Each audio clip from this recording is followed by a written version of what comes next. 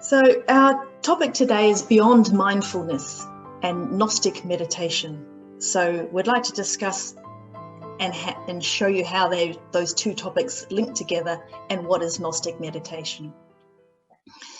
Meditation is often used as a way to achieve spiritual development or to find stillness and harmony in ourselves and to achieve a state of consciousness, a change in our state of consciousness.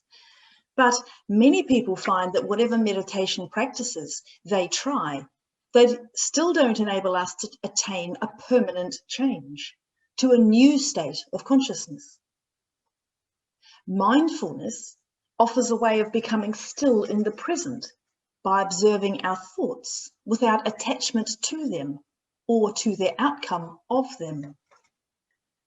Both practices are related to the three levels of I consciousness, that is, operating from the head, the heart, and of action or will, which lead from the self-identifying consciousness of the human being.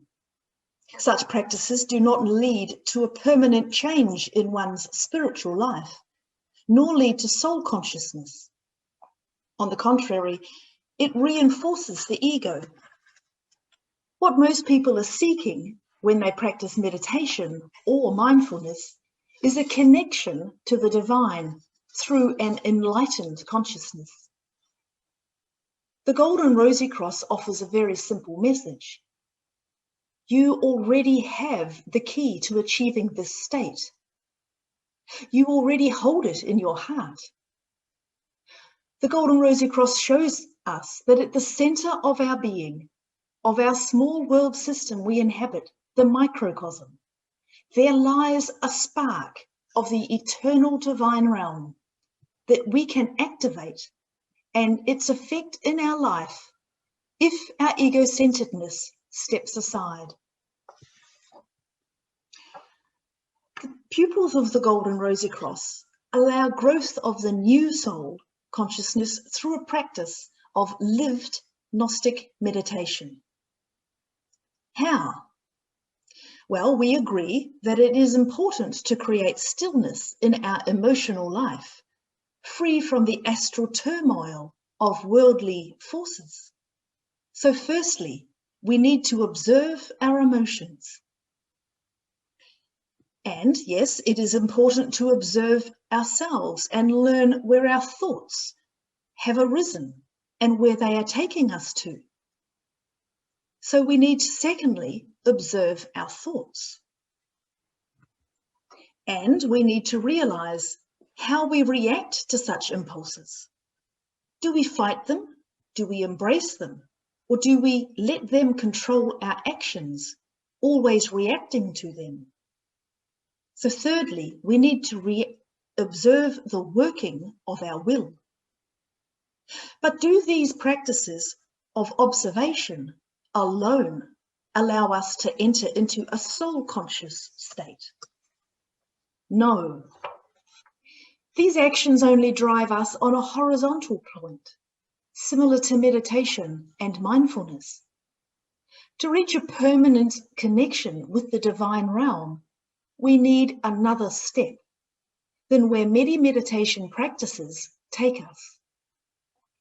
We need to live from the impulse of the awakened spark of divine energy in our heart. This, what the School of the Golden Rosy Cross calls the spirit spark. Meditation and mindfulness can give us space for the spark to be active.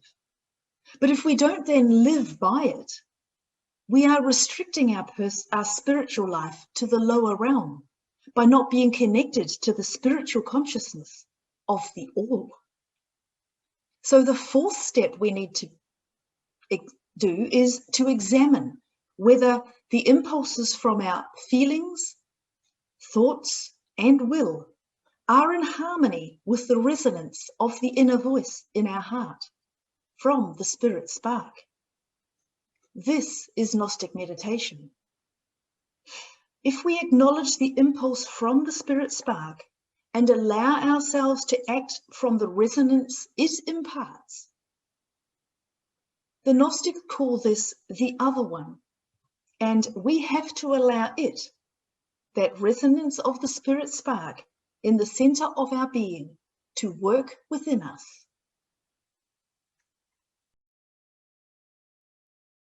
When we have attained this insight, then there emanates from our heart the longing for salvation, for a path that will bring us to a good end. Each human being possesses a divine element in his or her being. Seeking for the light cannot be imposed, but comes from a burning desire for truth, light, and love. Self-knowledge is the first step on this path of opening to the inner light that is hidden in our hearts. Purification then follows with the birth of the new soul, with our whole being surrendering to that inner being, here and now. At this point on the path, the pupil is prepared to surrender their egocentricity to the greater good, to the goodness that is already within you, not as a possession of your lower self, not as a character or attribute of your personality, but as your inner essence. The inner essence, to begin the process, the candidate must offer up his earthly personality. That is, he must stop living selfishly for the self and instead live for others. To serve the self is against everything the Gnosis represents. God, the Logos, the only good, gives to all. God does not take. If one is looking to re-link with the divine, one must reflect that single attribute of the divine, for only like attracts like. The Cathars, a spiritual community that lived in the south of France in the 12th and 13th centuries, referred to this self-surrender as the endura, a daily dying to the things of this world. It is probably the most difficult part of the entire process, because the self will not easily relinquish its control or its desires. Through weakness and uncertainty, the candidate will falter time and time again, yielding to selfishness. But he must persevere and weather all storms. He must remember that it is not he who will fight this battle against the self, but the universal light, the other one within, stepping forth from the opening rose, gaining in power and might with each passing moment. This results in a new attitude of life, a state of consciousness that we can be in at any moment and which we long to be in at every moment. This is Gnostic meditation, letting the other one work within us, from the spirit spark at the center of our being, as a process in which the essence of God or truth is silence, and whoever seeks this truth is progressively silent. True silence is a dimension of the rose or the divine soul that cannot be perceived by our sensory organs. This silent space of pure consciousness is called the human being. We have to learn to uncover it within ourselves by removing all outer noise. This happens within a process of getting to know ourselves, to understand where our noise stems from. It is, for instance, our fears, worries, and judgments, ensuring that through thought and action, we maintain the noise in and around us, causing circles of experience and often much suffering. Through lack of knowledge, many consider their egoistic impulses and desires as their highest purpose, and therefore remain caught up in their own web. Thus, the distance from the divine silent inspiration increases. The spiritual essence is then kept imprisoned within the conditioned personality. This way lies open for all who can silence through neutrality the unrest in their hearts and heads, and allow the silent voice of the rose to speak. Hence this path begins in the point of contact with the heart. The voice of the silence will then show the seeker the way. The divine influences penetrate the qualities of the personality and ultimately replace them during the purifying process. So, everyone who is able to open up to this path of conscious surrender to the spiritual principle in the heart will receive clear insight into their self and the universal laws of life. At first, the voice of the silent is a quiet whisper of conscience, but as there is more cooperation, this voice is distinguished in greater clarity. As the Gnostic path progresses, the human being reacts less to the opposites of this world. The processes of the ego, which oscillate between both poles of contrasting earthly existence, that there is an experience of radiations of power of eternity, the divine speaker. In the realization of this goal through surrender, we discover the difference between what is necessary in life and what isn't. This inner development gives us the power of discernment, and as our self-knowledge deepens, we will eventually be able to become silent as to our egoistic desiring and willfulness. Then, in that inner space, liberated from emotional charges, we can speak the words, "Not my will, but your will be done."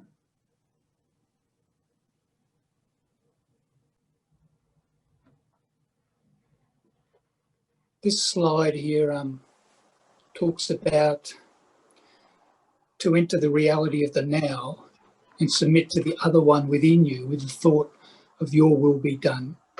It's been discussed by Andrew and Nari. So far we have talked about the path, the process, the 6 steps leading to liberation.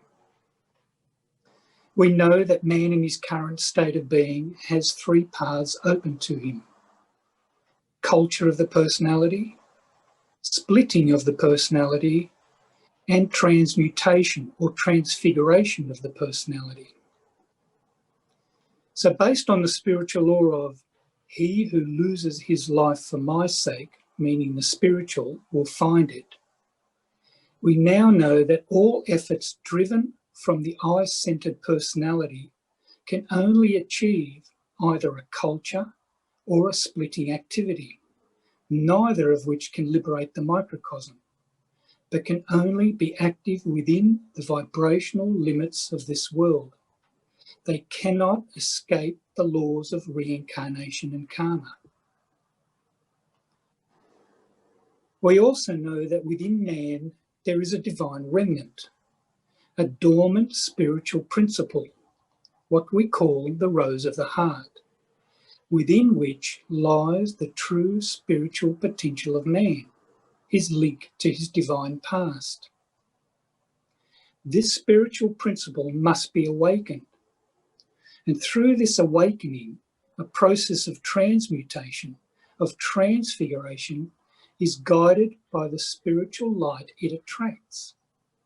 It is fed, stimulated, and guided to its reawakening by the Gnostic light that vibrates from beyond the laws of this world. For like attracts like. But this process is influenced not by what we contribute, but how effectively we can step aside and not hinder the process. Again, he who loses his life for my sake, for the true spiritual life, shall find it. Hence, in Gnostic meditation, we also talk about bringing our thoughts, emotions, and will down to a biological minimum in order not to hinder the process of spiritual rebirth. As I is able to step aside to quieten its activity, and here we have discussed the sevenfold process involved, so a new soul activity is born and develops within us and slowly begins to take direction of the whole system that we call the microcosm. This new soul will slowly bring a new consciousness into being. And just like the drop of water that is absorbed into the ocean, so our existing consciousness is merged into the cosmic consciousness, a divine consciousness that has no center, no I, but is diffused throughout the microcosm and is connected to all of life. Slowly, the whole system is transfigured until a point is reached when we talk about the microcosm and the conscious soul life within it being freed from the bonds that tie it to this nature order, the laws of reincarnation and karma, so that once again it returns to and participates in the divine life. We are then able to say, the prodigal son has returned.